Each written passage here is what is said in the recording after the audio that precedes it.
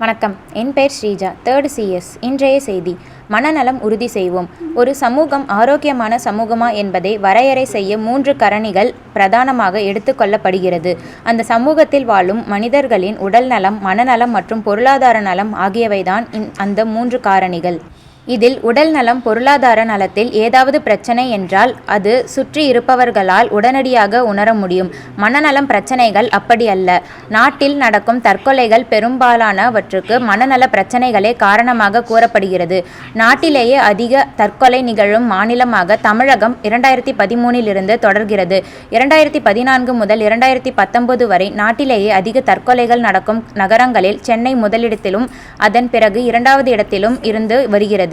தற்கொலை செய்து கொள்பவர்களில் ஆண்களை விட பெண்களே அதிகம். தற்கொலை செய்து கொள்ளும் பெண்களில் 50% பேர் 25க்கு உட்பட்டவர்கள் என்று சென்னை ஸ்டாலின் மருத்துவக் கல்லூரி மருத்துவமனையின் சமீபத்திய ஆய்வு அறிக்கை கூறுகிறது.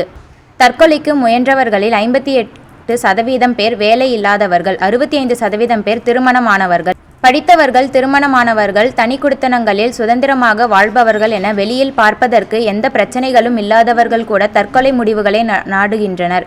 அதிலும் குறிப்பாக 25 வயதுக்குட்பட்ட இளம் வயதினர் தற்கொலை முடிவை தேடுகின்றனர் என்பது சமூகத்திற்கு விடுக்கப்பட்டுள்ள எச்சரிக்கை.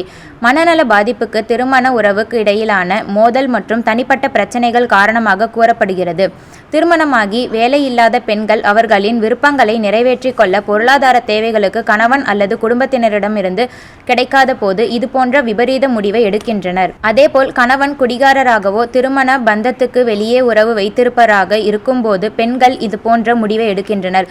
தனி மனிதன் ஒழுக்க நெறிகளில் இருந்து புரளும்போது அது மனநலத்தை பாதிக்கிறது. அது குடும்பத்தையும் சமூகத்தையும் உலுக்குகிறது. எனவே மனநல பாதிப்பு குறித்து இன்னும் கூடுதல் விழிப்புணர்வு, புரிதல் இந்த சமூகத்துக்கு தேவையாக இருக்கிறது.